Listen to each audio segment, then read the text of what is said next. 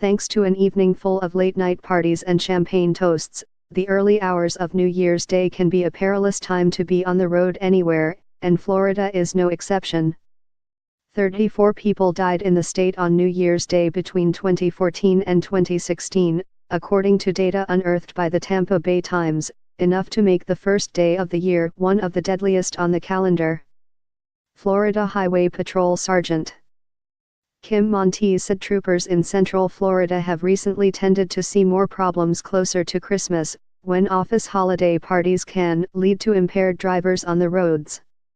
When it comes to New Year's celebrations, I think what we've seen trending over the years is that people expect that law enforcement presence, which will be out there from all of the agencies, Monteith said.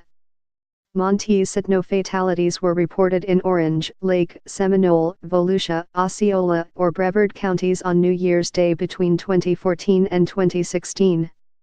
Several were reported January 1, 2017, including a 20-year-old woman who died after striking a tree in Eustis just after 2 a.m. According to the Times, between midnight and 3 a.m. is the worst stretch of January 1, when about 30% of fatal crashes happen. Monteith said the best advice is simple: if you choose to go out to celebrate the new year, have a designated driver, arrange for a ride, or especially if you're planning on drinking, just stay put. A lot of people stay home, she said.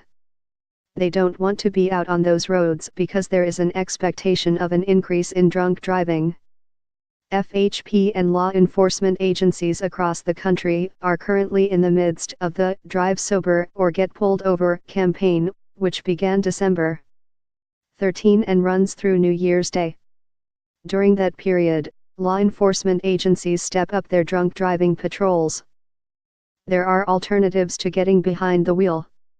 AAA offers free towing throughout Florida from Christmas through New Year's Day. The service is confidential and available to non-members. Ride-hailing services, such as Uber and Lyft, are another option. Uber recommends plotting multiple stops and using its split fare feature to get multiple people home safely and affordably after a party.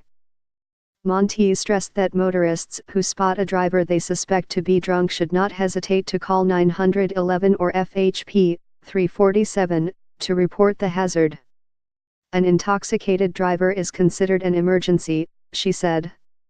You are not wasting 911's time if you call in a drunk driver, she said. A lot of impaired drivers are caught because of people calling in those tips. J.E. Weiner at OrlandoSentinel.com or 407-420-5171, Twitter, at JeffAweniRose. Orlando aims to make catching a late-night ride downtown easier.